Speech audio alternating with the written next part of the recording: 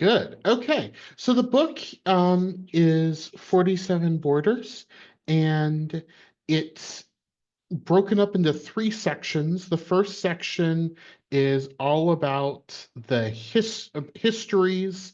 The second section sort of is about individual interesting border anomalies, and then the third is about repercussions. And the writing style is really good. It's an easy read to pick up and put down. I highly recommend, um, if you haven't read any part of it, just take a look at it. It's pretty easy. It's entertaining. I got it on my Kindle, and it was really good. And there's a couple of things that I really liked. One is that it's a stealth history of the United Kingdom, particularly the counties, across some of the history things. But it makes sense because John, the author, is British, and we might have him here. The other thing that I sort of liked is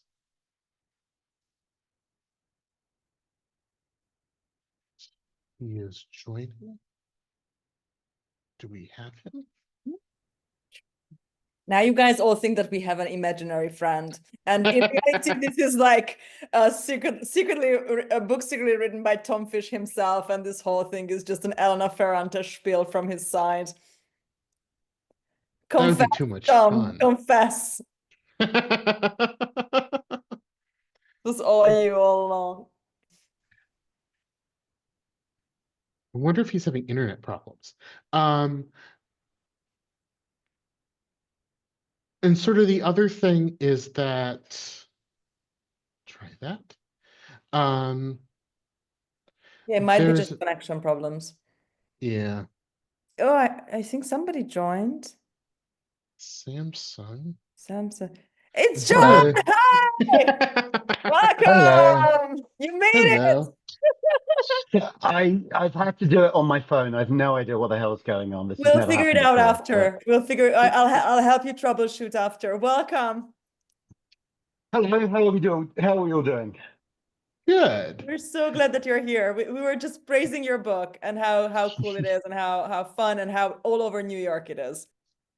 Oh, terrific. Well, I'm glad to hear it. I hope everyone's doing well. So, can you introduce yourself, John?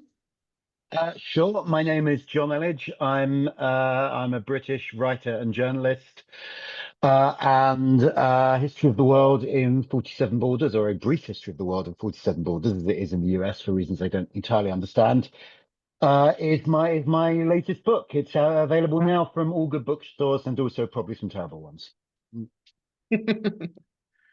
Sounds good. So as is the intellect tradition, I'm just going to start with an icebreaker, but right before that, there's sort of two sets of borders that I think it's best we stay away from in our discussion this evening. One of which is Israel, partly just because it's a touchy one that there's lots of emotion behind. And also, the chapter in John's book about it is really well written. And I think sort of is, if you want to hear his sort of opinions on that subject, it's best to read those words because I think there was lots of effort put behind saying exactly what he says there because from my read of it this morning. The other one is Cyprus because I live on that island, and that is another very touchy situation. And if I talk about it, I'll need to pull out basically a book to read from exact words because, again, it's one of those geopolitical things um, that I just try to avoid, especially as a guest on the island here. So I'm Tom Fish. I am a lapsed cartographer for about 5 years. I made maps professionally for for USAID clients, for law enforcement in the United States and other people. I ran a Substack, which I made lots of maps called Fish Eye. And then I am sort of on a break right now doing other things. And the icebreaker question is, what is your most memorable experience crossing a border of some kind? Because I have a very memorable one, and it was attempting to cross into Dubai, the UAE, from South Africa. I was asked, when are you leaving? And they told me, and I told them 3 days later, and they said, good, if you spend an extra hour here, we will deport you.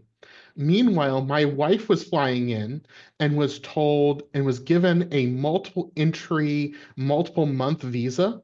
So it all just depends on the person that you see at the border. It's a really weird thing. So let's go around. I think Eli has his camera on, so I will subject him to this first. Okay, most interesting border crossing. Okay, I'm sorry, but you put me on the spot and I got deported. So I'm guessing the one time I got deported would count as my most interesting border crossing. I got deported from the US. Yeah, crossing into the US. Yeah. So I'm from Mexico, and maybe my mistake there was entering through Arizona, which is a state that is notoriously anti-immigration, even way back then. So yeah, that was an interesting experience. And what happened then? Can you come back ever, or what's the story? What happens if you get deported? I actually got just 1 year, not the full 10-year punishment. So I could apply. I have tried to reapply, but I don't have enough ties to my home country, to Mexico. They've denied my visa once, so I don't know. I don't want to have like a long chain of like, yeah. But Denials. yeah.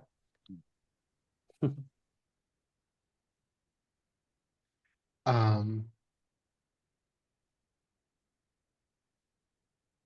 Anna, I'll put you on the spot next. Okay, I want to say something funny after this long novel trilogy of an answer that Eli provided us with. I mean, the first time I ever came to the US, I went to San Francisco, and I think that was, but at that time was the longest flight I had ever taken, and I was just extremely tired. I was still living in London, and I was a night editor on Breaking News, and so I did a full night's shift until 6:30, and then went to Heathrow and took a 13.5 hour flight. And I never can sleep on airplanes, so I was a little bit like fuzzy when I arrived.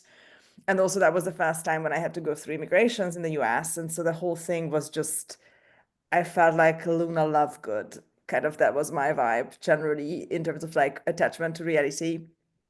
And the guy asks me like, what's the purpose of your visit to the United States? And I'm so tired. I'm just like, I just said the first thing that came to my mind. And I say, I'm here to see my Twitter friends. And that was, I mean, that was the truth. I mean, that's why I was traveling to US. And the guy just looked at me, this is San Francisco. Like, he must have heard this many times because like zero reaction, like, okay. Just like, this is not the weirdest thing they ever heard.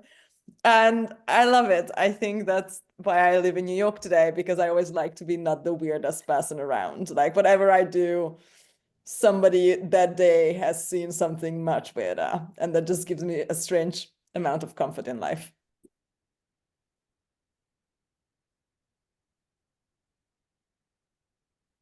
Amir, can I put you on the spot? Yeah. So yeah, I've immigrated a couple times. I guess the most interesting one, um, I guess when I went into Tanzania, I was coming from the US, but I still had a Pakistani passport, and it was in the days before all the biometric stuff came in. So as I was at the talking to the agent, and then he was just looking at my password and he was like, "Why do you have this? Like, where's your new passport?" And he just kept staring at it for a good 5 minutes, and then luckily I was able to have a conversation with him, and he was like, "Oh, you're okay. You can come in." So luckily enough, I was able to get in and get out.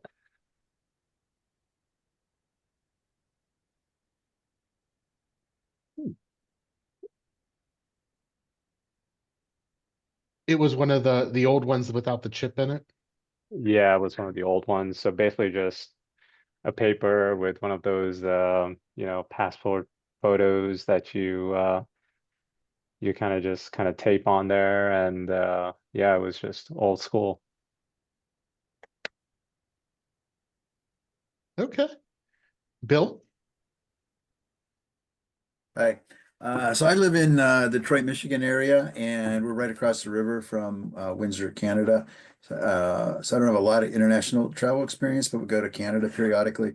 So last year, we went over, we were staying for a few days, and it wasn't any big drama, but just the interesting questions they ask you at the border. I think some of them are designed to throw you off, and the young lady's asking us where we're going and how long we're staying and so on and so forth, and what we're doing. We're on vacation. We're going to be at Niagara Falls for a few days, and then she says, well, "How much money do you have on you?" And that kind of threw me off, and I didn't have much cash. I had a little bit. I said, "Oh, about $100." And she asked, "Well, how are you going to pay for it?" And the tone was, "We don't want you to stuck here and suck up our healthcare system or be a burden on us." It's like we're a couple retirees from Michigan. We're just going, we have plenty of credit cards. We're good. And that was it. There was a period of time whenever I re-entered the US, they would ask me that question every single time. Exactly how much cash do you have on you? Was their favorite thing. My favorite is when they asked me once, again, very tired. They were like, "Do you have any alcohol on you?" And I'm like, "I wish." Now I wish. Jen? Hi, my apologies for not having my camera on. I'm calling in from Australia and it's 6 in the morning and I can hardly open my eyes. And it's pretty dark. That's so No badass. worries. I love it. I love that you called in. Hello to the future. Hey. So I travel to the US a fair bit. I go to university in Texas remotely and then travel to the university once or twice a year. And then also have a bit of work in the US. And so sadly, every time I go to the US, I get questioned whether I'm traveling with 3 children and a husband or on my own for uni. I seem to get pulled out and constantly asked, which I find really strange. And sort of throws to the wind all those theories about who they pick and why, or perhaps there's something about my face. I don't know. But it's always quite stressful, border crossing in the US. That seems to be a theme so far. Joel? Yes, apologies for not having my camera on. I'm on the road at the moment. Most interesting border I've crossed, probably funnily enough, also the San Francisco airport. I traveled a fair amount, both as a youth as an unaccompanied minor to Denmark, as my family lives there, or my family's from there, and coming back, I was I was old enough to sort of travel on my own, and I'd gotten through I believe it was customs, and was waiting for my bag, and the drug sniffer dog came around and identified my bag, and this whoever's with the TSA or ICE or whoever it was, said like, "What's in your bag?" In a very aggressive manner, and I checked, and my grandmother had left an apple at the bottom of my bag, like she thought it would be a nice surprise for me. Ironically enough, I don't actually like apples, so it wouldn't have been a nice surprise even if I found it in nicer circumstances. And this coming into California, they're very strict about their agricultural imports, because like pests and stuff. And so I took it out and said, "Okay, sorry, I didn't realize I had this in here." And she said, "Well, you're lucky that I found it when I did. If you went past agricultural inspection, it would have been like a $500 fine or something like that to a 13-year-old." It's like some tact is apparently she missed that day at training, but that's probably the most interesting border I've crossed, is going back into America with as an illegal apple smuggler.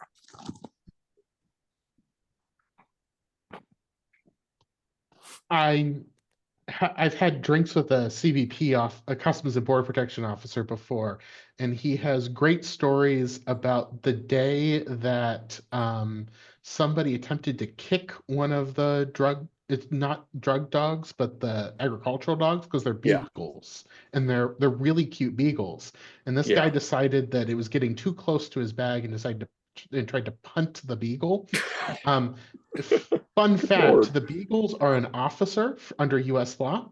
So punting the Beagle is assaulting an officer. So he found himself on the floor pretty quickly with a knee in his back. So moral of the story is don't kick the dogs. John? I mean, I don't want to sound like I'm piling on again on a country that's already got enough problems at this point in history, but my only bad stories have been the US as well, I'm afraid. I mean, I haven't actually crossed that many difficult borders. In many ways, I'm a fraud. But a lot of my travel has been within Europe, where like border crossings are obviously not what they were these days, or to a couple of places outside. But the only really difficult ones I can remember have been coming into the US one time at JFK. The officers just were not in a good mood. It wasn't personal. They were being quite cold with everyone. Another time, I forgot to print out my what do they call it? The piece of paper you got there, the EFTA, not an EFTA. You know what I mean? The EFTA. Thank you. Um, and we were just sent into this back room while my then wife was yelling at me about my poor admin skills and how I was going to get us deported. But also like a very similar experience. Interesting. Forgive me, I didn't quite catch the name. Bill, I think, the chap who had difficulties getting in with Niagara Falls. I had that exact same experience once on a big road trip nearly 20 years ago. A friend of mine had insisted we go. It wasn't 20 years ago. It was 2008, covering the election, 2008. And the friend I was traveling with had insisted we take a day, go 7 hours out of our way to drive all the way up to the top of New York to go see Niagara Falls. Once we got there, he discovered it cost $7 to park in the car park, and almost wanted to drive back because he was so annoyed by that. And I talked him down. We crossed the border to Canada, checked it out from the other side, and came back in. And the officer was so infuriated,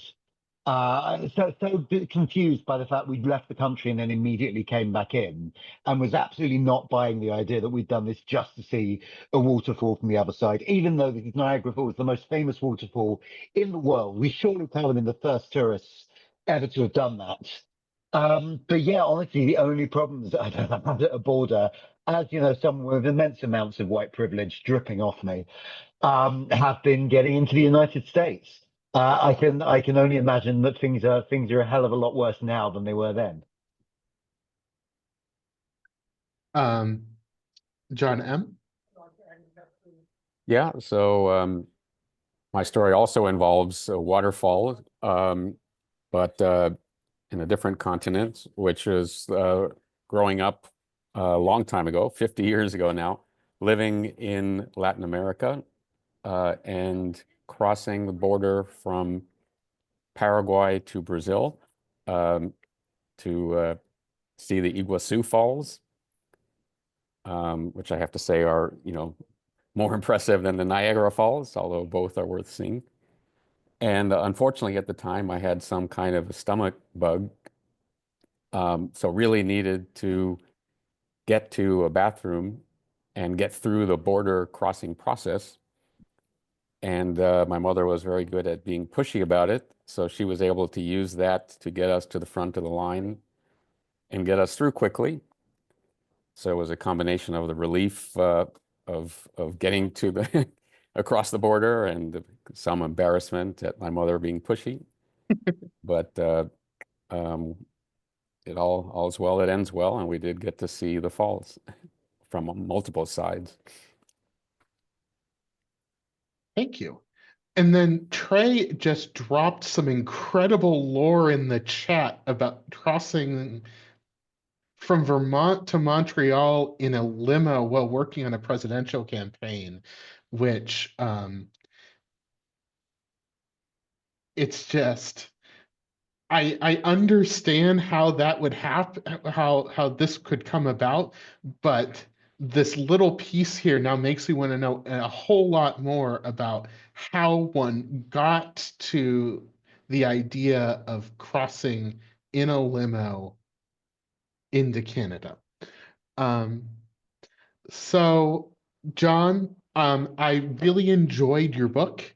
It's a really easy read. The voice is really good. And then from it, there's sort of a list of things that sort of I jotted down that sort of I wanted to chat with you about. And other people who have read it or want to ask additional questions, this isn't just a me interviewing John thing. This is a salon, so feel free to jump in and add anything that you would like to. So the first one that I jotted down was about the Heptarchy, which was sort of this very sort of romantic period of England's past. And you mentioned that it's sort of almost more of a myth than reality, that all the kingdoms probably didn't exist at the same time. Um, can you sort of talk about that a little bit more? Sure. So I'm obsessed with this kind of period of England's history, in ways I can't entirely justify. Just this kind of period after the Romans pull out, and then history basically stops for 2 centuries. You have the Roman period, which is 400 years. It's a long time. The Romans are here, and then you have this hole in the records. You have 200 years where we have hardly any text. We have some archaeological evidence that seems to contradict the texts. We have some stuff that was written centuries later. But there is this kind of, I mean, I think there's something fascinating in just like a gap in the record. But one of the things I found striking from looking into it is, as I say, there are contradictions. We have this kind of received narrative of what happens in England in that period, that basically the Romans pull out, a bunch of German speakers invade. Those are the Anglo-Saxons. They push the native Britons west, and they become the Welsh or the Cornish, or migrate to Brittany and in the northwest corner of France. And then like the people in England are a completely different race. It's immigrants basically who take over. Mhm. And this is the period that kind of like the King Arthur myths are meant to be happening in. And King Arthur is like the last of the Britons. He's defending the old ways. And as far as we can tell from the archaeological record, none of this ever happened. There is just kind of like there is no evidence of violent conflict at all. Farming patterns remain the same. There's de-urbanization, but that seems to have been happening before the Romans pull out. There's much more evidence of continuity and change. And then later on, gradually, these sort of peoples coalesce into, as you said, a heptarchy, which is 7 kingdoms, roughly 4 big and 3 small.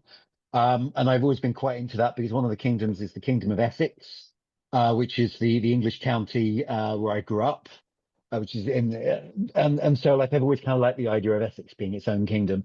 Um, and again, as far as we can tell, it's not quite a myth. All these 7 kingdoms existed. Some of them existed for a very long time and were very important, but they weren't kind of 7 peers.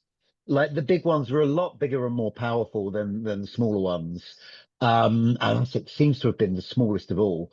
Also, one of the bits of writing we do have from, I think it's the 7th century, is a thing called tribal hidage, which is an administrative document listing the various polities of what becomes England in that period by the number of hides, which I can't remember exactly what that means. It's something like it's the area of farmland required to feed like 100 families. It's something of that sort.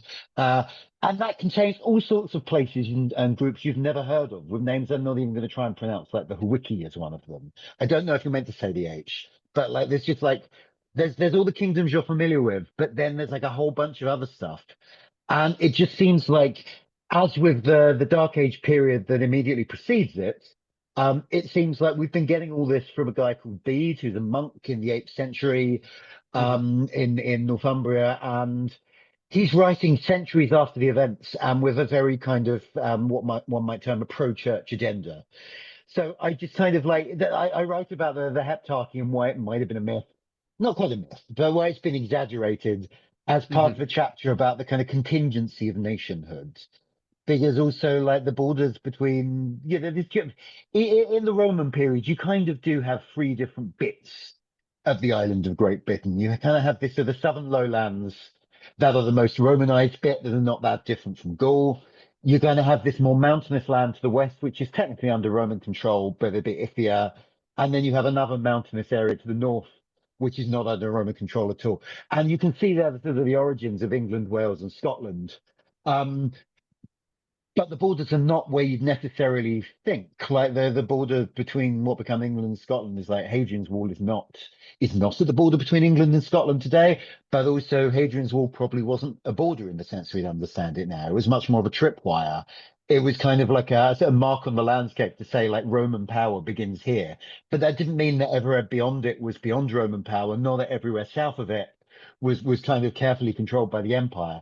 It was more just kind of like so that there was a line of defense, so that if a bunch of angry Picts were heading towards Aboracum, there was kind of a line of defense in their way and a way of taxing those guys as they came. So yeah, I just kind of wanted to write about how like we kind of assume we project the idea of nationhood much further back into history than the actual documentation can sustain it. And like England and Scotland particularly are kind of like two of the oldest quote unquote nations in the world, even though they're not a nation state at this point, they're obviously one nation state. And I just kind of wanted to say, okay, but those identities too were basically they were imagined communities. They were made up at some point and they were contingent on historical accidents. And if that's true here, it's true everywhere. So, I mean, you hit on a few other chapters and things that sort of interest me. One of which is that line between England and Scotland, and you went back to, and it's not the Roman line constantly. And that's really interesting because you can still see lots of those Roman lines in a lot of places in the world where you can still squint at the map of the Roman provinces and you get more or less sort of modern day things. Oh, here's Tunisia, here's Libya, here's Gaul, here's Italy. And it's interesting that that line, which they spent a lot of resources to build the wall, that never was really the divide. Now, maybe it was part of that pulling out process. Maybe it's the fact that Roman power, we can think of it more as a gray off rather than it stops here. It's sort of a field where I guess Londinium, very Roman, up in what is now Yorkshire, probably not very Roman. So, I mean, so that was a fascinating thing, is that line didn't carry its way through time. Yeah, I mean, I think I don't want to overstate it because I'll probably get in trouble with Roman historians, but I think it's not quite that it wasn't. It was kind of the official end of Roman power-ish. I just mean it was that kind of what I think you described it as a grey off. Like if you go back to the ancient, not even just the ancient world, you don't have to go back that many centuries before a lot of borders don't exist in the kind of hard line fashion that they do now. Like the experience half a dozen of us in this call talked about of like you very much know when you cross into the United States, even if you're coming from and a citizen of an ostensibly friendly country, that is an experience. You know when you are crossing that line. For much of history and much of the world, that is not how it works. It was probably more accurate to think of kind of like centers of power with peripheral zones, and it's gradually fading out. So Hadrian's Wall was sort of one of those. There's another divide that people forget much further north in the middle of what's now Scotland called the Antonine Wall, which was less impressive because it's not a stone wall in the same way. I think it's an earthwork and like it's some raised turf and stuff with a few defensive towers. And it was probably only the border for maybe 20 years, and then they pulled back again. But the point was like when they built Hadrian's Wall, because Hadrian comes before Antoninus Pius, I think. Someone's going to tell me if I've got that wrong. I think that's what it is. Then they're still trying to extend power, because if you look at the map, it is kind of crazy that Roman power gets that far and then looks at Scotland and thinks, no, we'll leave that bit. We don't need that. And like to an extent, it probably is about stuff like climate and resources, and like was this kind of, Scotland is cold and dark even compared to England if you've ever been there. So it doesn't look that far on the map of the world, but the climate changes quite a lot up to the top of Great Britain. So it might just have been like it didn't seem worth it. And this was about the middle of the second century is when the empire reaches its maximum extent and it starts contracting after. So it might just mean they didn't get to it. But it is a crazy place to put a divide. And even though the Hadrian's Wall is in the north of England, it's some way south of the actual Anglo-Scottish border, but that moves quite a lot over the centuries. And I do think Hadrian's Wall does kind of establish the idea that there is a difference between the northernmost third of this island and the bit below. And some of that is, geography is destiny because it's much more mountainous, a bit more inaccessible up there. But I do think some of it is just political contingency. It's just like the Romans got that far, and then for whatever reason they didn't finish the job, and that a couple of thousand years later gave us different national identities. Yeah, one of the things that sort of interest me is you were talking about sort of how the Welsh identity continued partly because they got distracted by colonizing, and also there was the Act of Union, and then, well, we're a multi-ethnic nation to begin with, so we will sort of give up on stamping out the Welsh and the Irish and whatnot. And I do wonder how much that sort of being British is not being English, it's in the same way sort of almost helped that colonization process of ruling a much larger empire and and such, because unlike the French, where being French is such a thing, that being British, it's a little bit grayer than the other sort of European. Well, yeah. So like one of the things I put in the book that I thought would be controversial, and nobody's yet called me out on it, was my fear, which you allude to there, that like, why does Welshness persist as a separate national identity? Because as you said, like it does, there are efforts to stamp it out. Those run right into the 20th century, and they're often slightly homegrown. Like the kids being beaten in work for speaking Welsh in Welsh schools, that was often done by Welsh teachers for their own good, because the way you got on in Britain was to speak English and to kind of anglicize yourself. So it was kind of like, as often happens, I think, with kind of colonial relationships, it's not just done by the external power. It's also kind of a thing that comes from within, because that's how you become influential to some extent. So I think it's an interesting question, like why Welshness survives when, the Breton identity in Brittany, in France, or I don't know, the Bavarian identity in Germany. Those are still identities, but we don't think of them as nations. And we do think of Wales as a nation, even though it's part of a bigger state. Um, and my sort of controversial theory is it's not about Wales at all. It's about the union between England and Scotland. Because once you have this kind of like multi-nation state anyway, and the Act of Union does kind of leave a lot of space for Scotland to continue being Scottish. Like it still has its own legal system up there. Once you have that, it kind of becomes possible for this kind of third identity to persist rather than just becoming like a slightly accented form of Englishness.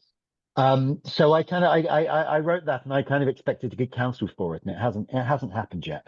I do think you're right that part of the I think Britishness is kind of it does function differently from other national identities in that it was always avowedly multinational, and the empire is a joint project. Like it's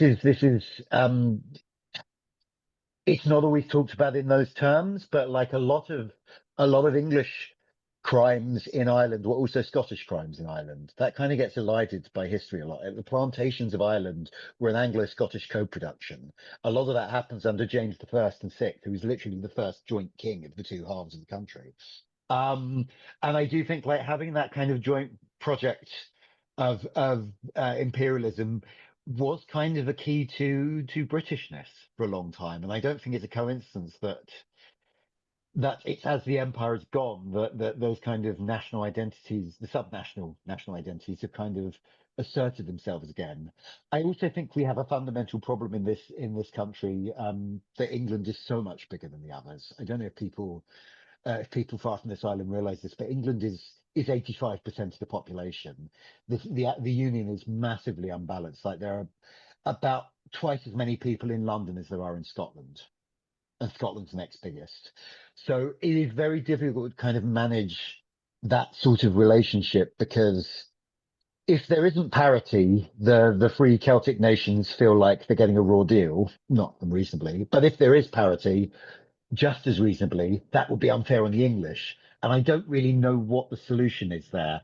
I would not be surprised if the United Kingdom fails to survive the 21st century, to be honest. I actually think Northern Ireland is more likely to leave than Scotland, but I do think it won't. We will have territorial changes within the next few decades, I think.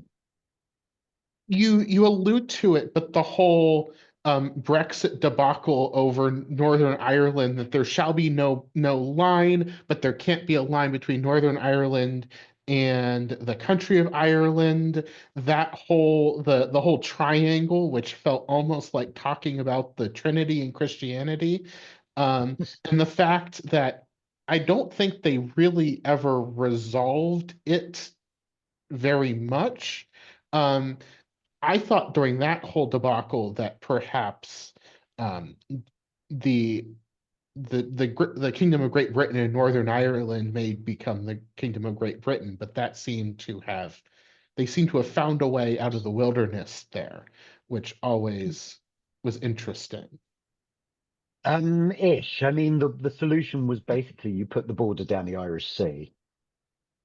So, like, ultimately, Northern Ireland, it gets complicated, and I'm a bit hazy on the details, I have to say. The Windsor Framework it's one of those things, like, because I was writing about politics for the New Statesman magazine all the way through this period, and there was 5 years of my life in which you kind of needed to know all these very technical details of, like, minor changes to trade arrangements and so on. And that was everything that you needed to understand for work. And then two months later, it ceased to be relevant. We'll be talking about a different thing. So all this stuff has now gone from my brain.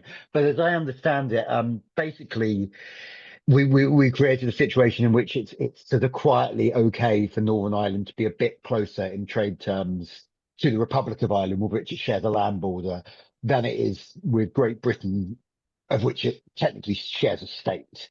But the thing that made me think about that when writing the book is when I set out to understand the Schleswig-Holstein question, which was this kind of 19th century foreign policy conundrum that I'm sure many of the people on the call are familiar with. The quote from Lord Palmerston, British Prime Minister, who claimed only three people have ever really understood the Schleswig-Holstein business: the Prince Consort, who is dead, a German professor who has gone mad, and I, who have forgotten all about it.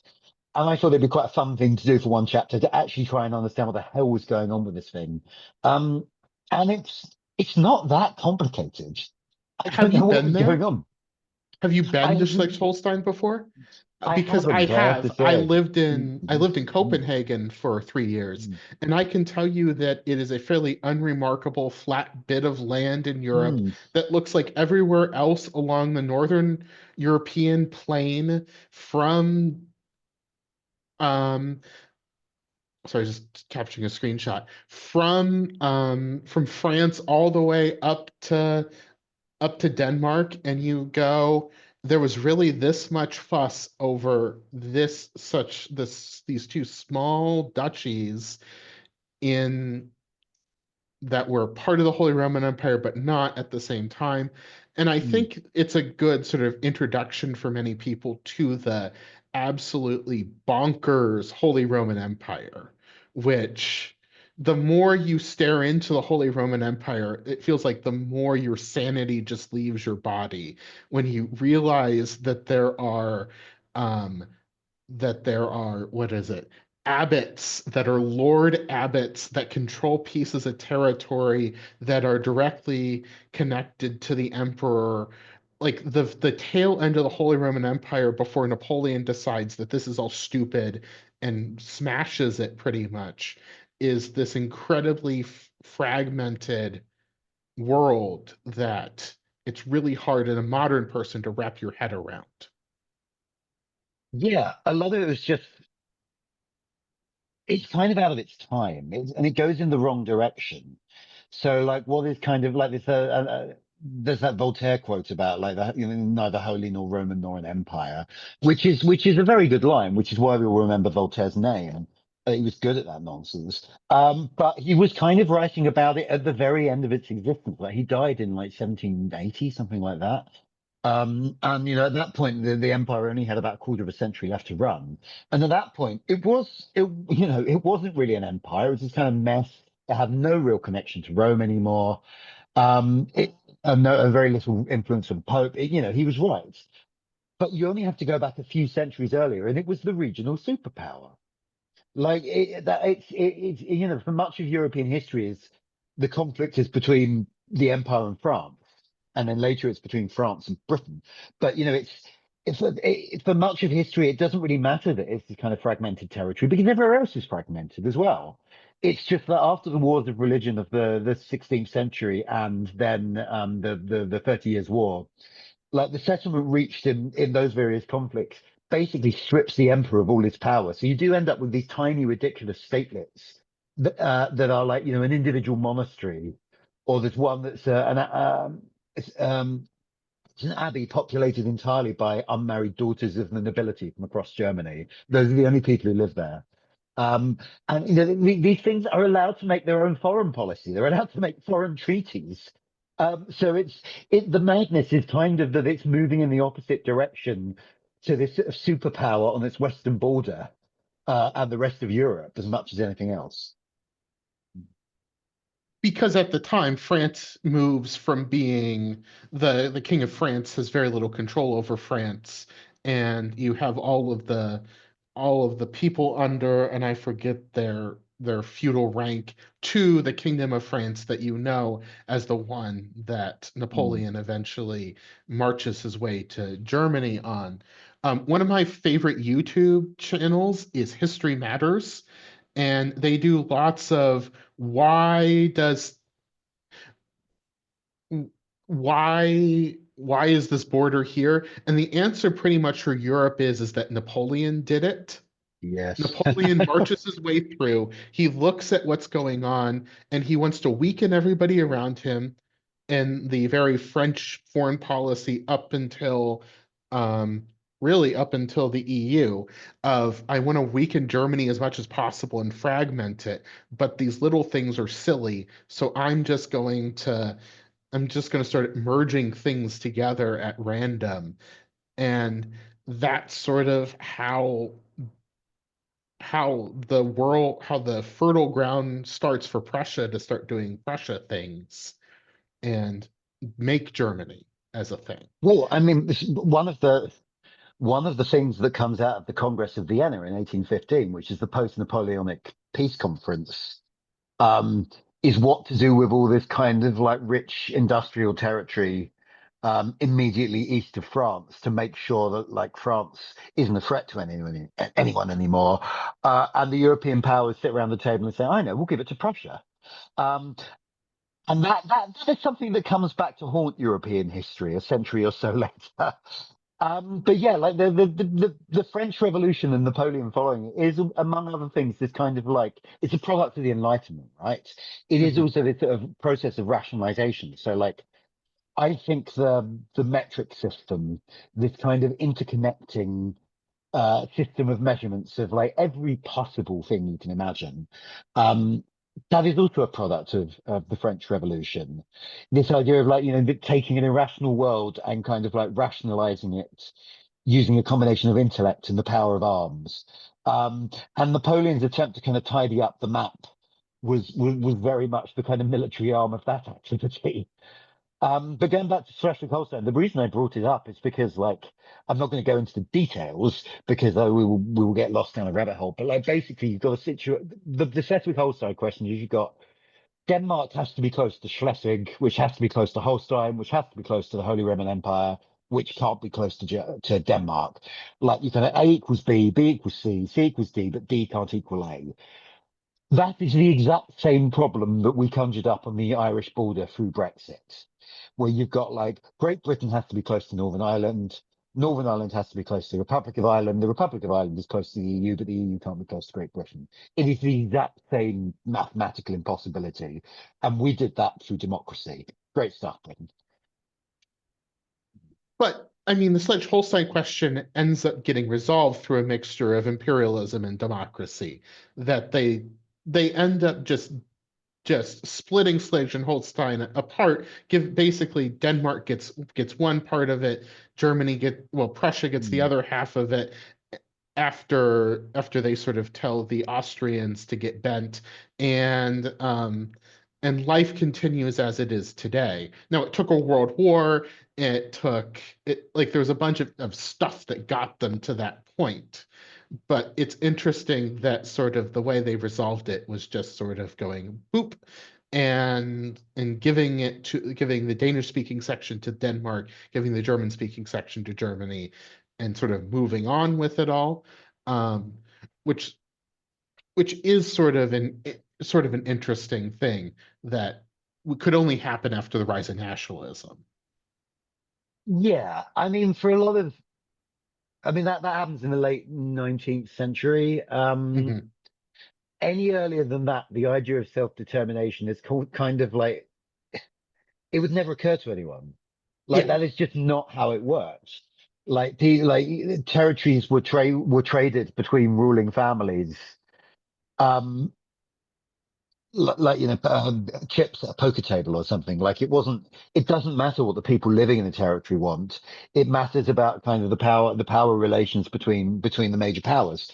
So like, yeah, even though it would have probably been resolvable at a much earlier point if you just ask people. It's also not true because you have to get to a point where like the Denmark is actually going to listen to the fact that a lot of the people in Schleswig-Holstein don't really want to be Danish. They want to be German. And even afterwards, like there's a grumpy Danish minority in the German bits that protests. They're not allowed to hang Danish flags. So what they do is they breed pigs with a white stripe across them because that looks a bit like the Danish flag. They call them protest pigs, which I love that as kind of a mark of both like how deep these kind of national loyalties run and how absolutely absurd nationalism is all at the same time. I think in the regional parliament there is a party for the Danish-speaking minority in Germany, and there is a group for Denmark as well for that German-speaking minority that continues to this day. So it wasn't like we talk about it sort of as a fairly clean slip, but it wasn't. There's still German speakers in one, and Danish speakers in the other. And the Danes would tell you that all of Denmark would become German speakers pretty quickly if they let them buy houses up and down the coast, because the favorite place of Germans to holiday is the Danish coast. And summer houses are a big thing in Danish culture. So they actually can't buy property along the coast there. And the joke always is if we let them, it would all just become German speaking pretty quickly. So one of the things that you talk about is the piece of, I think, Belgium around the piece of the Netherlands, or vice versa. Which sort of, yes, which is sort of, I think, going back to our discussion of the Holy Roman Empire, is both another perfect encapsulation of that era, but also about why sort of Schengen came out of that Benelux area, and almost why they needed that free movement of people between their borders. Because when you have absurd borders like that continuing to this day, you just can't survive with doing real border checks. Mm. So if you haven't had the pleasure, Bala is basically, it's a village. It's not a big place. It's like 9,000 people or something. But it's actually two towns. It's Bala Hertog, which is Belgian, and Bala Nassau, which is Dutch. And these kind of two towns occupy basically the same space in the southern Netherlands with a bunch of packages of Belgium within it. to the point that, like, the border runs down the middle of buildings. Like, there is a local convention that, like, a building belongs to whichever country has the front door. So there are documented accounts of people moving country by shifting their front door along their wall. And the reason that, I mean, other than the fact is, I love this story partly because it's an absurdity. And one of the things I wanted to do in the book was talk about the absurdities of borders. Partly because it's also, they get a lot of, they trade on this. They get tourists out of this. Like a Mhm. lot of people go visit this town just for the experience of repeatedly jumping across the border.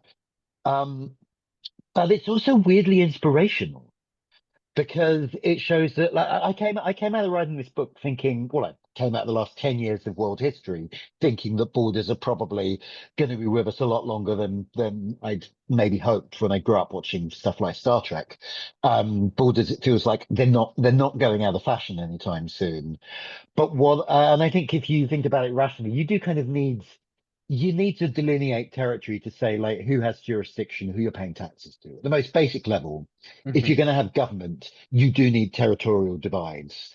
Um, but what the story of Bala says to me is, like, those don't have to be politicized in the way they often are. Like, it is possible to treat it as purely an administrative convenience rather than something that kind of goes to the heart of the heart of your identity, or something that is worth dying over. It can just literally be about who your property taxes go to. You just kind of need the right attitude to your neighbors. And as you say, like, I think that's why that is a reason, not just Schengen, but the European project. Everyone dates it back to the European coal and steel community, but it also dates back to just like closer relationships between the three Benelux nations, which you kind of think, well, obviously they've always been close. Except Belgium did have a revolution to get out of the Netherlands, so it's not like they haven't always been friendly. That is something that they've had to work towards. And then Luxembourg was chained to the Netherlands to keep it away from other people. So they couldn't, so for a long while, the Netherlands ruled Luxembourg, but they could never sell it or give it away because that was an important fortress. There was this whole thing going back to the great powers sort of playing poker with territory, with nope, we need to give this to this person to balance the whole power in the concert of Europe. Um, so, I mean, so it is interesting after World War II, this is the area that starts the European project, which then we get the European Union out of, which then expands. I, Um, di- I didn't actually know that about the history of Luxembourg. It's one of those I haven't really looked into. I've been, there, I went to the Luxembourg City History Museum, which, and I promise I'm not making this up, it does have a room dedicated to the importance of a competitive tax regime. That is literally a room at the Luxembourg City History Museum. It's beautiful. But also there is a chapter in the book, in which I try and work out why the European microstates exist. Like, why is it that, when you do have these guys running around the map of Europe tidying up, especially Napoleon, but other people as well, why does Andorra survive? Why does Monaco survive, or Liechtenstein? Um, and I looked into all the history of all these places, and I came to the conclusion it's, to a large extent, you can draw commonalities between them. They're often up mountains.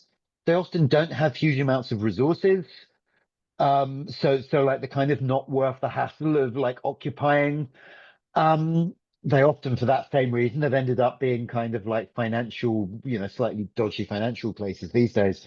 But I kind of concluded that actually a lot of it's just path dependency. These places survive because they survived. They're the ones that didn't get cleaned up, and there's not necessarily any more to say about them. well, a lot of them also, the leadership learned to either play the great powers against each other or just cozy up to the great powers around them, so nobody really wants to touch Mm. them. The Oh Swiss yeah, Monaco is decided, great at that. Yeah. yeah, Right.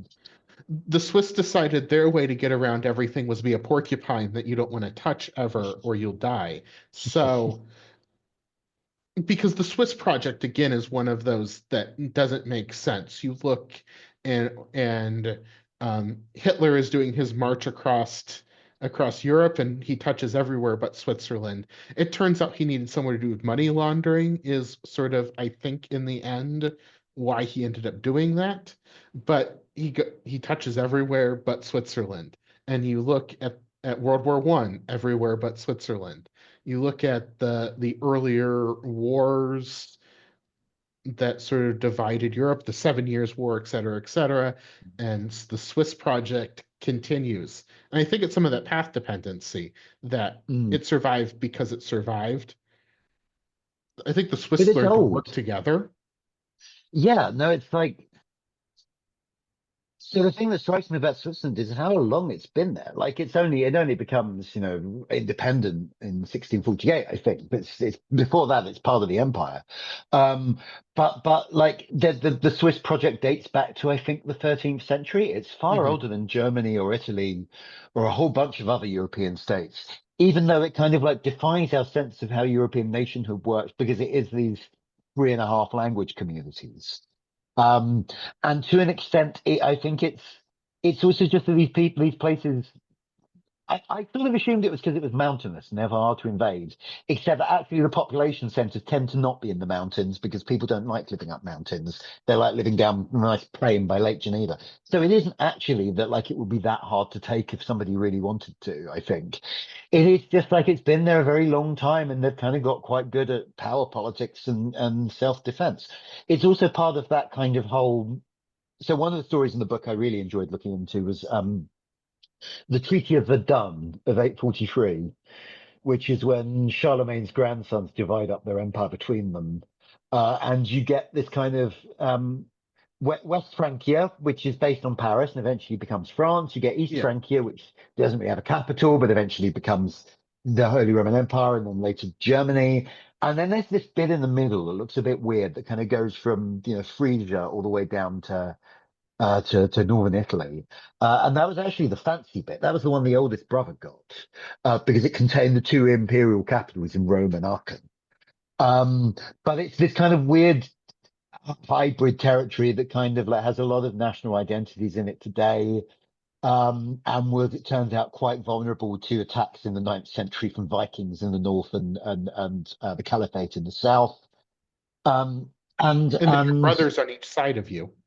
Yeah, and the guy, the king that inherited that, struggled to produce an heir. There's a whole bunch of stuff with that going on. But it just becomes this kind of motor of European conflict. It's not the only fault line in European history. We're not short of those, but it is a big one that like you can go down to like the Franco-Prussian War of 1870 and everything that follows from that, which you guys will know, I'm sure, is quite a lot of other stuff flows out of that, um, is a conflict on that fault line because there is this bit of the map that is neither French nor German, and Mhm. it's something that kind of, if you squint, could possibly have been either, and that's the Benelux countries, that's Switzerland, that's Alsace-Lorraine.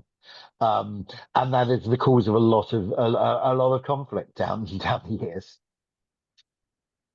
I mean, my favorite part of that chapter was, and then there was civil war, is pretty much the refrain of history is, and the brothers didn't get along, so they decided to go to war against each other. And then they decided that perhaps dividing everything up to every brother was a silly idea, which makes those younger brothers much worse off. And then we sort of get Europe as we you get to move towards Europe as we know it today. I mean, one of the things with writing the book is like the further back into the past you go. I mean, writing any history book, and the further back in the past you go, the easier it is to be breezy about stuff and just be like, and that led to another war and millions died. Ho, ho, ho.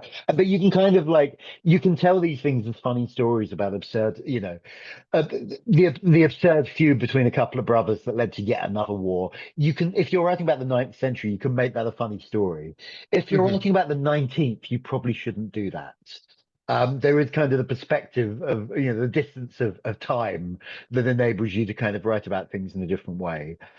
So like with a lot of the stories that once I'm writing about the 20th century, like the stories about say the partition of India or the Israel chapter you've already alluded to, you kind of have to treat them with a level of gravity that you don't need to do when writing about medieval Europe. Or the split of Singapore from Malaysia, which which is a hard one. Both sides of that, there's still strong feelings over that divide, why that divide happened. There are some things that you can banter around on the reasons for that over race and ethnicity. And that's another one where yes, there wasn't bloodshed, but still to this day, there's a little bit of, I perhaps don't want to touch that one. And on it, Well, and there's you, also, well, sorry, I was just going to say, there's also the thing that like I am very aware, I was very aware when writing the book of my own national and ethnic identity, Mhm. and frankly, of how many of the world's problems were the world's geopolitical problems were because of the actions of people who look more or less like me. And you know, a lot of that's the British, but not just the British. It was also the French and the Spanish and the Portuguese and the Dutch and The today, let's be Germans. honest, it's the Germans. And today, I mean, I was thinking more in terms of borders rather than other, but yeah. And it's going to, you know, we are now facing a world in which it's going to be the Americans, let's be honest. And so like, I also felt like it's easier to write about British or European history in a way where you can kind of make jokes about the absurdity of it. When I was talking about what the European powers had done in Africa, say, or in Southern Asia, I kind of felt like I needed to be a bit more, needed to take it more seriously rather than kind of go, European imperialists, what are we like, you know? But lots of the problems of Africa sort of to this day stem from the fact that that they went to Berlin, they drew some lines. Mm. Um, those lines were done not because of anything on the ground, but sort of to balance the great powers. Germany wanted something, so they got what is now today Tanzania, and they got just above South Africa, that South Africa then sort of took Was it over. Namibia? Was Yeah, it? Namibia went to the Germans, and so there was this, so the scramble for the end of the scramble for Africa, and those lines continue to this day, cutting communities in half and whatnot, and sort of everyone sort of, when the winds of change went through, it was, but the lines will not change, was the Mm. refrain of what happened when the winds of change moved through Africa during decolonialism. So Y- Yeah, there's a fascinating piece of research I read for the book by some academics at LSE who basically mapped. They looked at maps of the kind of someone had attempted to map the tribal territories of Africa on the eve of the Berlin Conference. Tribal territories is probably a problematic phrase, but you know what I mean. The kind of yeah, the organically arising polities. Um, and they looked at the borders that emerged from that conference, which to a large extent still exists today, and they kind of like overlaid one on the other, and they kind of looked at the sites of conflict since the wave of independence that starts in the mid 20th century, and what they found basically was like places where communities have been divided by an artificial line on the map so that they felt more of a kinship with those in the next nation state along than they did in the capital. Those places were disproportionately likely to have seen ethnic or communal conflict in the last 70 years. And you know, literally, like badly drawn borders cost lives. That is a pure result of European imperialism in the late 19th century. yeah. Moving a little bit towards home, one of the things that sort of in the history section, and I get you're British, so it's coming from British, some of your examples are coming from British history, is that the book in some sections almost acts like a stealth history of the counties of England. So you talk about, so why is Yorkshire so big? Is sort of answered in the book. And after reading through, I now want sort of, and I'm sure this exists, I should look at Amazon, is a history of history of England through the counties, which is interesting, no longer have any administrative use outside of Lord Lieutenancies. but they're these still very strong cultural things. You meet someone from Kent, they'll tell you they're from Kent. You meet someone from Yorkshire, they'll tell you if they're from Yorkshire, not from whatever council was set up. And that's Completely. Yeah, like interesting to me. one of the things, sorry, I interrupted, but one of the things that probably one of the origin stories of the book, to be honest, is that I said earlier, I grew up in Essex, which is, um, if you kind of have a sense of American states and you don't have a sense of English counties, Essex is New Jersey. It's the kind of like it's the brash one on the edge of London where there's kind of money, but there's not necessarily class. It's that kind of place. Uh, and you know, as kind of it will not shock anyone to learn that I was a bit of a nerdy kid. And it was very important to me that like, yeah, I grew up in a place that was now in Greater London. It was inside the city limits. Even though it was carved out of Essex, it wasn't in Essex anymore. It was in Greater London. And this was absurd because like the suburb I grew up in was like the most Essex place in the universe. Like it's so like culturally, it was so incredibly Essex. But it was also very important to me that like I didn't grow up there. And so probably a lot of my sort of interest in borders and the weird things they do to us doesn't actually stem from an interest in world history. It is purely about the fact that like I grew up in a place that wasn't Essex anymore, and I was going to damn well tell people about that and base my identity on it. So where does London end to you? Is it the postcode? Is it the telephone code? Is it Greater London? Are you a person that says that something by the name of London does not exist? There's Greater London, there's the City of London, but if you're talking about London, it's more of a fantasy. Are you I mean, into walls? Like what, how do you define London? so like there is a correct answer to this question, which is it is Greater London. That's it's the county of Greater London. It's the area where Transport for London, which is the sort of well, all the kind of London bodies that you're likely to interact with, like Transport for London is the main one, but also the Metropolitan Police Yeah. and like the London Fire Brigade and so on. The area they operate over is Greater London. That is the same as Paris, as the 20 arrondissement of Paris, or the five boroughs of New York. And actually, unlike those two, Greater London is a reasonable approximation of the urban footprint of the city. Like it's not perfect. There's some random bits of countryside inside Greater London. There's some contiguous suburbs outside it, but it's much closer than the average kind of city limit. Um, but that is probably not a definition that a lot of people would instinctively agree with. Like people do kind of like have their own ideas of like, well, that doesn't really count as London. That's in Essex, that's in Kent. I used Middlesex. to, yeah, I mean, Middlesex does, I wrote a piece on my Substack a while back, like saying, does Middlesex exist? Because in a very real sense, it doesn't. It sort of did for centuries, and it was a county. But like quite early in its history, it's starting to get kind of like carved up and run by different people, and a lot of it's kind of it's got a relationship to London which sits inside it. That means it kind of doesn't have all the full powers that the average English county does. And these days, it doesn't exist at all. It doesn't exist as an administrative unit. It doesn't exist as a territorial one. It's not in the postal addresses anymore because we stopped using counties. Um, does that mean it doesn't exist? It's a cricket team. Mhm. It's a Bank of the Thames. Its name is in a couple of hospitals and things, but it doesn't exist in a way like Neustria was like northern France was called Neustria for centuries. We don't Nobody would say they're from Neustria anymore. They say from Normandy or Picardy or something, Mhm. it's so like, these territorial identities can and do die.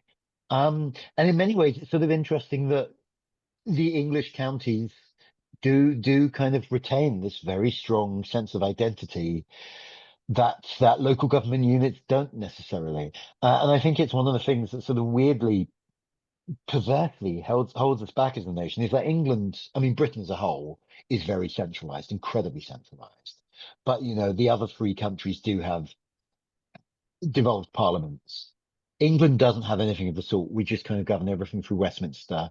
And one of the reasons is because it's 85% of the population and it doesn't break neatly into provinces. Like in 2004, there was a referendum on the whole on setting up kind of a regional government for the northeast of England the bit centered on Newcastle. Mhm. And it was rejected because people were just like, well, I don't want another layer of government. People would much rather do it through counties, but you can't really have Warwickshire and Scotland on the same kind of tier of government. They're not the same thing. So it does make it very difficult to kind of deal with the fact that we do have such an over centralized government system, because it's like, it's not clear who we can devolve power to.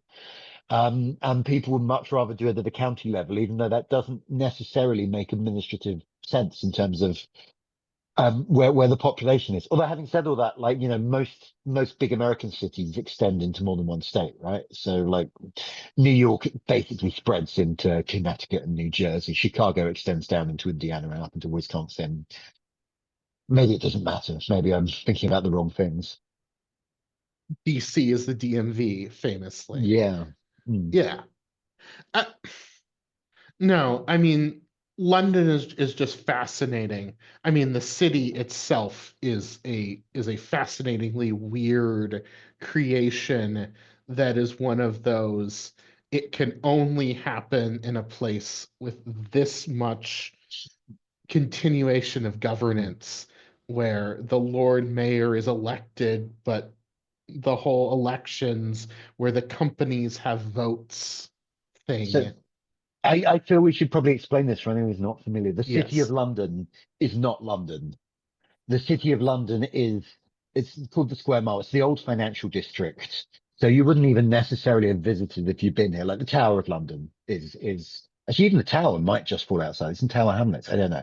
But it's like, it's a bit near to the Tower of London, or the monuments. But there aren't most of the Barbican. tourists. Yeah, most of the tourist stuff is in the West End beyond that. And the City of London is not a London borough. There's 32 boroughs. The City of London is not one of them. It's run by a thing called the Corporation of London, which is the better part of 1,000 years old. It runs the city. It runs a couple of like things like Epping Forest and various council estates and so on. And it's not a democratic body in the same way that the average local government unit is. The companies based within the city get a vote.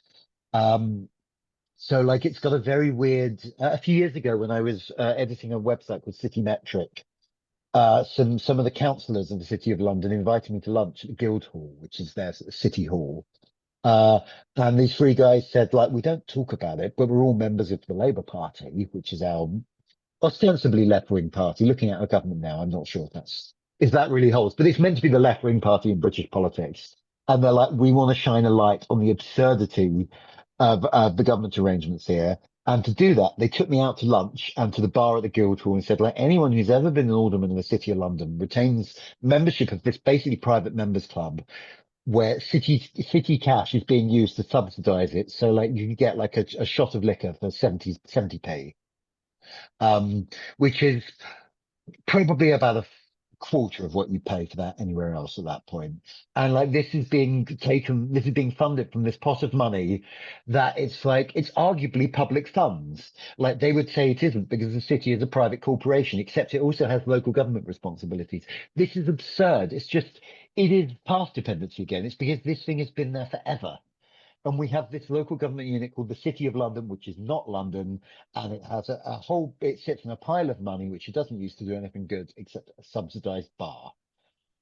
So there is a place where you can get a cheap pint in London, but you have to be an alderman of the You city have to and be go an to alderman of the Guildhall. City of London, yeah. Which tragically very few of us are. Huh. Away from your home, one of my favorite chapters was your Google Maps chapter. And as someone who's worked in the field, rang true to me on just how much localization happens and is necessary for offering a product such as Google Maps around the world. That we're all used to thinking borders are universal, but they're very much not. When I was doing stuff for USAID, all of our stuff had to be in the official borders of the United States because I was talking in the United States' voice. And even if the country I am working with, it differs, we had to show those, which was a tremendous pile of fun working with both India and Pakistan, because they famously do not accept the United States as borders. Also, I work in Ethiopia, that was a pile of fun. And it was a lot of fun trying to massage what can we do while not saying anything the United States disagrees with. And that was a tremendous amount of my time, was sort of, what can we do here? How do we fix this? And right now, the whole Gulf of America situation is a fun example for Americans for what localization looks like. Because if I, here in Europe, I open up my phone, it is not the Gulf of America in my Google Maps. But if you're in the United States, it is the Gulf of America. I haven't changed my language, but I'd be fascinated to know, if you change your language to Spanish, what does it show? Because I'm sure it's by language.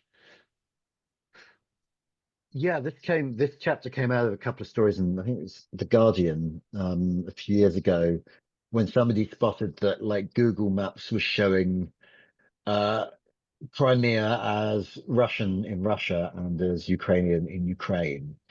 And you know that sounds like a pretty terrible way to behave, to kind of accept what was basically imperialist aggression, let's be honest. Except for two things, one of which is like, well, what are the facts on the ground as opposed to what we would like the facts on the ground to be? And I don't think there's an obvious answer there as to which you should actually be showing on a map. But also there is a thing like, there was an interview with the guy who's in charge of this stuff. In another British newspaper, in which he pointed out that like, if they don't respect local ideas of where borders run and what to call different bits of land or sea, in some countries, then Google staff could literally be put in prison. Like, that is not it's not just there will be fines, but you know, people can literally be sent to prison because your map of the Indo-Pakistani border shows it in slightly the wrong place according to the local government. This stuff is very politicized, and also like, I came out of like writing that chapter realizing that our idea of what maps should do has changed. Like, when, you know, until 20, 25 years ago, if you looked at a map, you opened an atlas, you know, you went like that. Yeah. And so like, you didn't expect it to be the world today necessarily, because like, I remember like I had a map I would look at that was like, oh, that still shows Czechoslovakia. That doesn't exist anymore when I was a teenager. You know, like, it's, you kind of understood that sometimes a map would be out of date. When we look at Google Maps, we expect it to be now. We expect them to have updated it immediately. And that is an enormous undertaking, even without the kind of political contestation stuff. So I do feel for these guys. But yeah, it's just incredibly politicized because people take these things incredibly seriously. And with your story about Google Maps and the accidental or not so accidental invasion of Nicaragua, or involving Nicaragua along the river there, it just shows, and I know this for a fact, that we like to think of the boundaries in my data set as being perfect, but they're not. They were made at a certain zoom level. Somebody went in with it by hand and sketched that in, and it is good at that zoom level, but it isn't good beneath that. And sometimes you run into fun things, like when I was on a USAID project and we had people out listing all of the houses in a village, and they waltzed across the international boundary, and as if, and we sort of had to figure out what to do there. But it turns out, if you pull up the aerial imagery, you would never know. And I forget, I think it was in Kenya, and there might have been a sign on the side of the road, but there's no fence, there's nothing. So there's lots of these where even today we think of these as real things. We think of these with like that perfect fidelity, but it's not. It's Yeah, I mean, another of the kind of themes of the book, which I don't think I actually articulated until now, is like there are multiple stories in the book about what were essentially local government boundaries that end up as national boundaries. So, Mhm, like the Costa Rica, Nicaragua war, mhm, is over a boundary that's kind of like an internal one in the Spanish Empire. And then mhm, there's briefly like a Central American unified state. And then like some towns decide they want to swap which of the two kind of local government units they're in for some kind of like long lost tax reason. And that ends up as a national boundary and it's not clear where it goes. Um, and there are other stories. One of my favorites is the Sudan-Uganda Border Commission of 1913. This is about these two guys who were sent out to map the border between what are then two British protectorates. mhm. And then like then one of them really has got this sort of colonial noblesse oblige thing going on. He wants to kind of do right by the locals. He wants to map all the tribal boundaries, make sure he's not dividing anyone from their farmland, that kind of thing. And the other guy's pissed off and just wants to go home. And it's just like beating the native and saying, no, it's fine. We'll just put the line here and move on to the next. And we have like extensive diaries of these two guys just falling out and eventually giving up. And the last chunk of that boundary is a straight line because they never even surveyed it. At the time they did that, that was essentially no different from like the silly boundary we were talking about earlier, was like where London ends. Mhm. But you know, fast forward a few decades, that is an international boundary. That is a line between two sovereign states. At which point the stakes of getting it wrong have increased rather. And it's just like, there's a lot of these stories of just like things that don't feel like important, vagueness that doesn't feel like it's going to matter suddenly becoming very, very important because like it turns out the pencil you used to kind of like draw the line on the map wasn't sharp enough. So it's not clear which country this orchard is in. There's all sorts of stories like that throughout history. It's terrifying.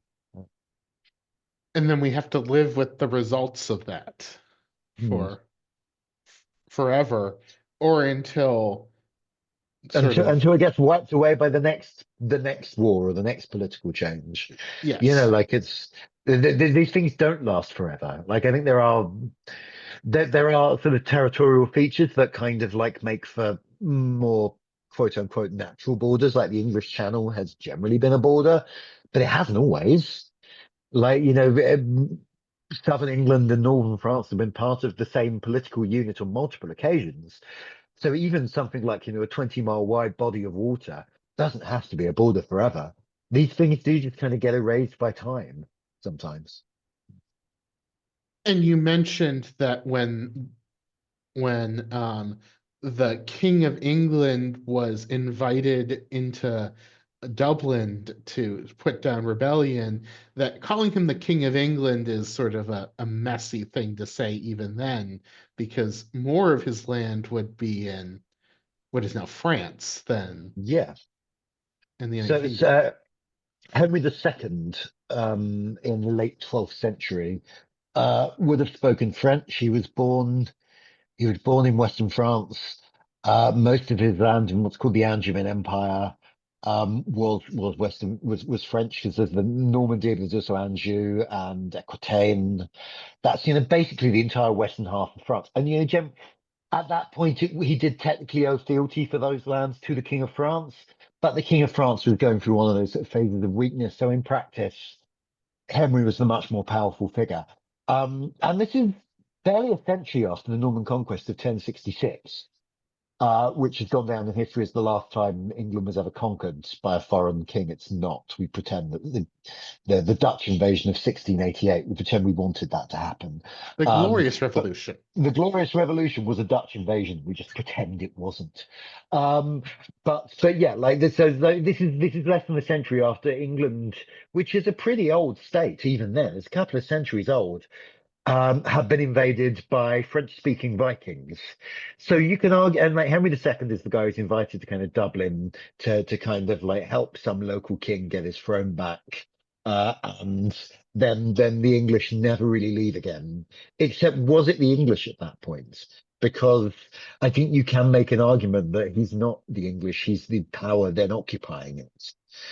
But over time, that gets, after, Henry's youngest son is King John, who goes down in history as Lapland because he's such a terrible king. Like, normally speaking, you kind of look at people who've gone down in history as like terrible tyrants, and you'll find your revisionist biography going, actually, it was because history was written by their enemies. And if you look at the Emperor Nero's record, he actually did some interesting.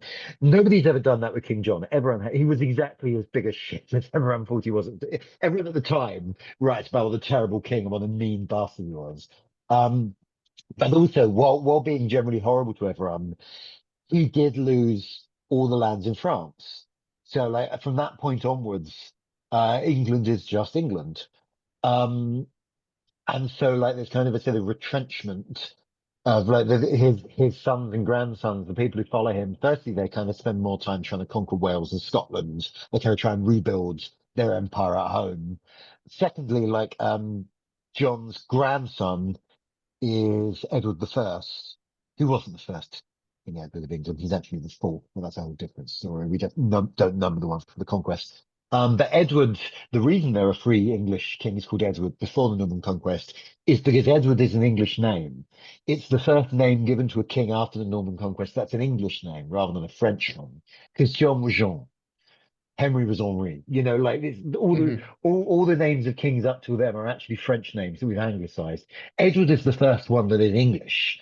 And that's because there was kind of like an attempt from that point onwards to just be like, well, we're the kings of England. We're going to sort of gradually start speaking English. So like it's a few generations after that English literature starts to emerge, because until then, they've all been written in French or Latin. So like over time, Henry's descendants do become the English monarchy. But at the point where England is first involved in Irish politics, I think you can make a very strong argument. It isn't England at all. It's an occupying force. And we just kind of like allied those things through history. Like, another of the things I kind of touch on in the British chapter you kind of talked about earlier is the kingdom of Strathclyde, which extends from what is now Glasgow all the way down the west of Scotland to the northwest of England, to Cumbria and Lancashire. And that was a Welsh-speaking kingdom. Like, it's a region of the country that's gone down as the Old North, because it spoke Brittonic, which is the original language of these islands before the Angles and the Saxons arrived, which is basically the ancestor of Welsh. And the reason it doesn't speak Welsh anymore is because the Scots conquered the northern half of it, well, absorbed the northern half of it, and the English conquer the southern half. And so, like, now when people think about like Lancashire or Cumbria, people there are just English. And the idea that, like, it was a territory that was kind of swallowed by essentially an imperialist expansion, but it was swallowed so successfully it gets to be part of the metropole rather than something like Wales that still retains its own separate identity. Yeah, I just find it here. I'm babbling slightly at this stage because I've been talking for an hour and a half. But like but like colonial history is absolutely full of these things. It's never actually. A, it rapidly ceases to be a simple matter of kind of like colonizer and colonized in the way that the internet would have it today. Like, there's all these kind of much more confused relationships where like often the ruling class of a colonized territory will have all sorts of privileges that the kind of underclass back home do not necessarily, or like you know when the Romans leave Britain, it seems that the southern British are so Romanized that they're kind of like, St. Patrick was a Roman speaking Britain. And we kind of like, we don't really have a sort of, sorry, a Latin speaking Britain, but we don't really kind of have a sense of what Romano British means, because it's both colonizer and colonized, if that makes sense. It just doesn't fit into the way the sort of binary we talk about these things through these days. Would anyone else like to say anything? I feel like I'm babbling. Does anyone else have a question for either myself or John?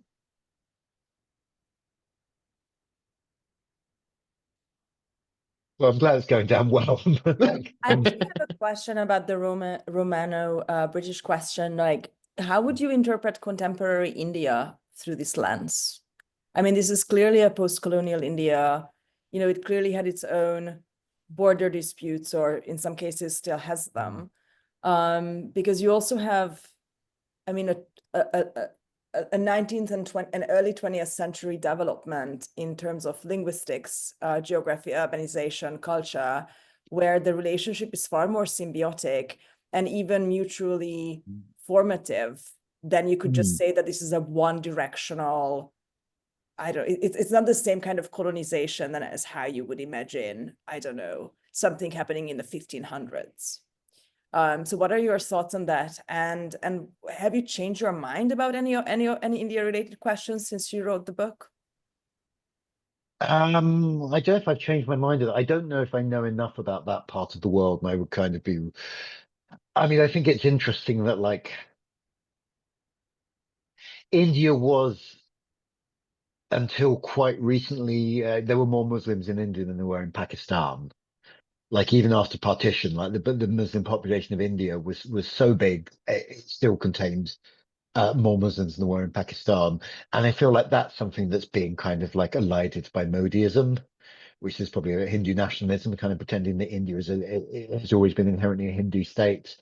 And you know, even at the moment of independence, even at the moment of partition, the India that emerges is not just Hindu; it's also Sikh, it's Jain. It's like there's a significant Muslim population. That kind of like multiculturalism is built into it, and I kind of feel like the people running India now are kind of eliding that. But I'm really not an expert on the region at all. I do think something. I have sometimes wondered if like. Is there a parallel universe somewhere where history runs in a different direction and there is a nation state called Europe, which has been colonized by one of the main cultures of South Asia? Because like if you kind of look at most of South Asian history, like a similar kind of patchwork of different languages and religions and ethnicities as Europe is. And I often wondered, like, and it is also like it's a peninsula coming out from Eurasia, isn't it? It's like I think you can actually see parallels. It's just that the two peninsulas end up on different ends of the colonial relationship. Um, the only other thought I have about India is a very good friend of mine is actually like she grew up in Brussels. Her dad is Dutch, her mother is Indian, but the specific Indian her mother is a member of the Nehru Gandhi clan. And like my friend doesn't tend to foreground this, but you go to our house and there's like pictures of Rajiv Gandhi or you know Sonia or something on the wall because they're just like distant cousins. Um, and one night visiting her in Brussels nearly 20 years ago. Her mother said, "Oh, you mustn't go to bed. Just sit and have a drink with me." And my friend just immediately legged it because she knew I was going to get the third degree. And I just sat being fed wine and asked about my views on world politics until 2 o'clock in the morning by a slightly elderly Indian lady. Actually, she can't be elderly, she's still around.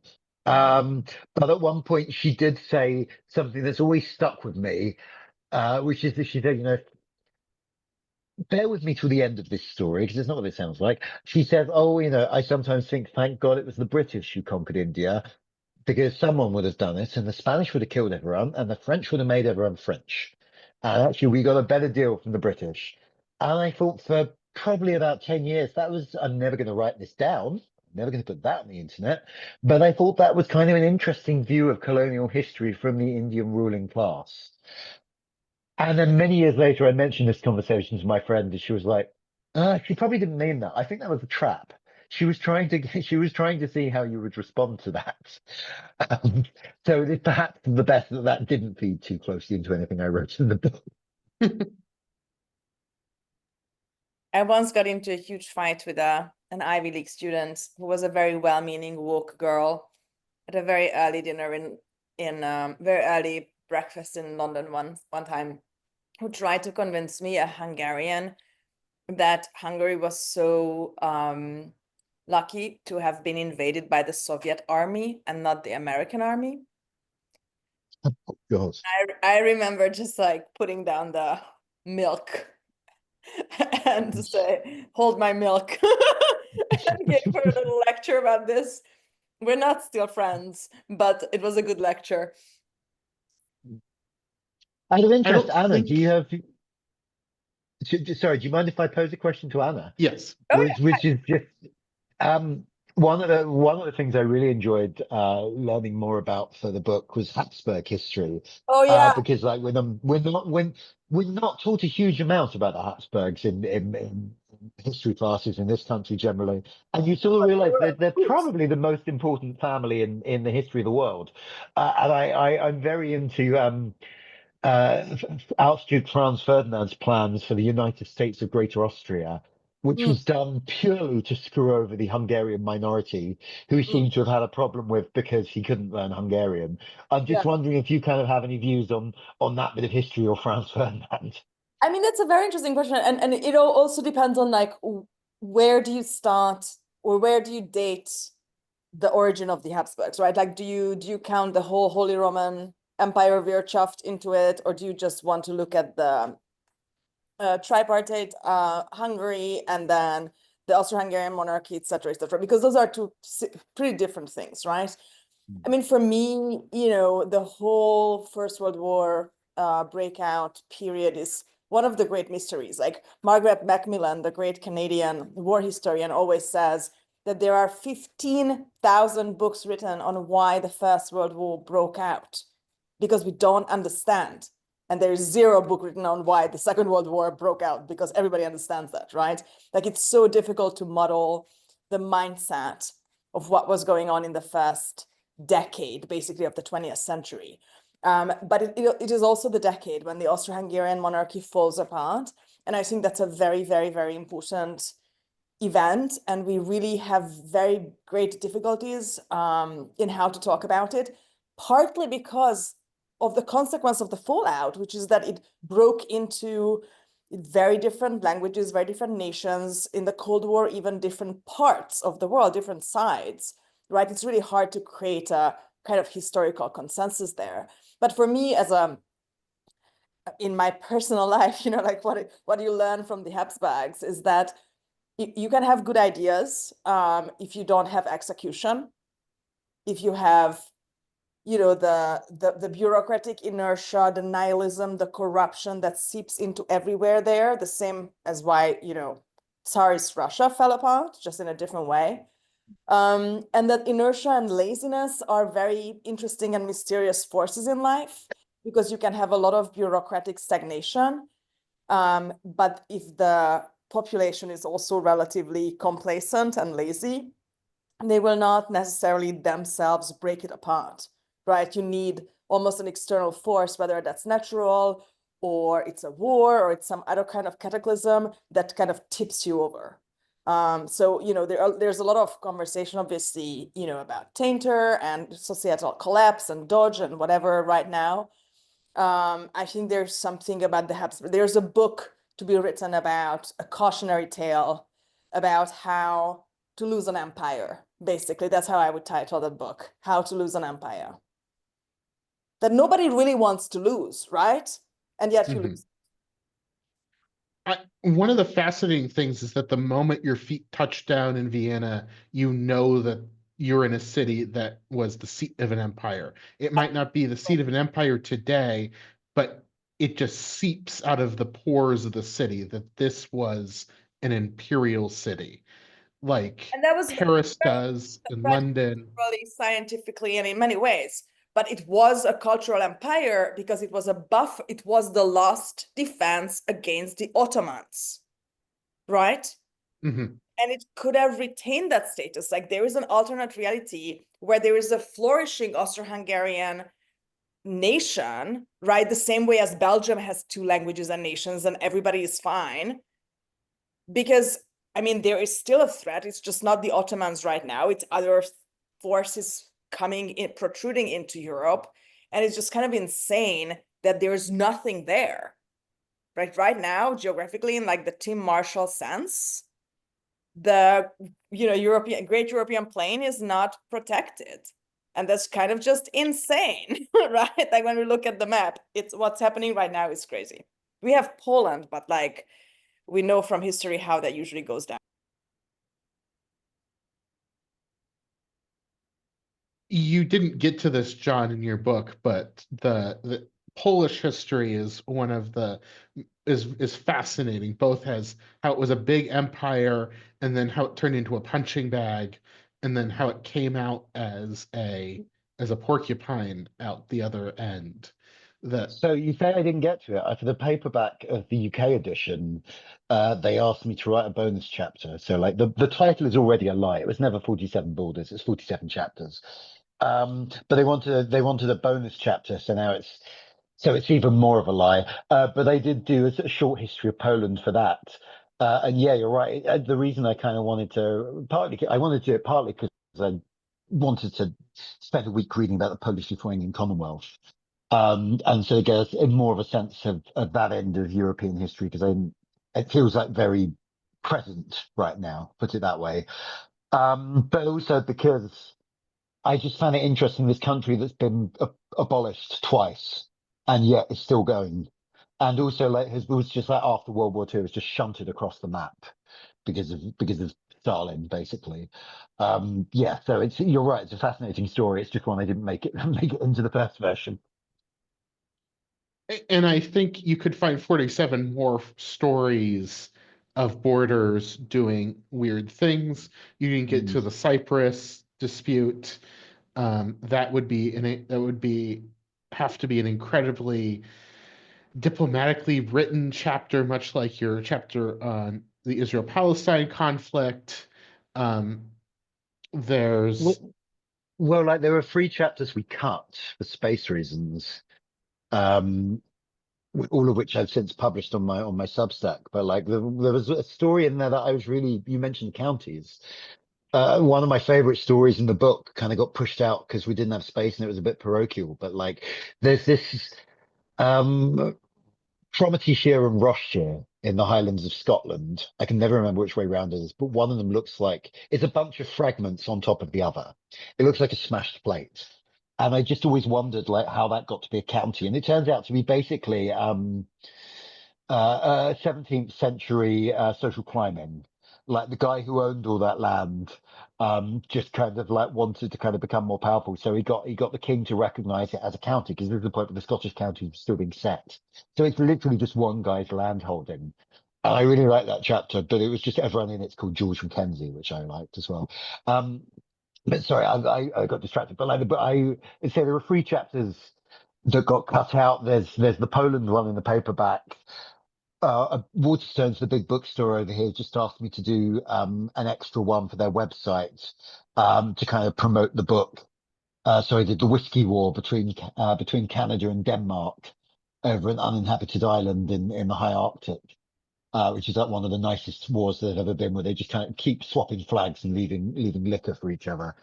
I could so easily have written, and I could easily write another book of this stuff, and still not run out of ideas. The book I'm working on now is something different, but like there is parts of me that would quite like this to sell well enough that they make me do another one, because it was just it's so much fun. You get to learn about so many different bits of world history. That makes sense. I think we're coming to the end of our time. Thank you so much, Jonn, for talking Thank with you for us for having 2 me. hours. Thank you for having me. It's been really fun. Let me stop.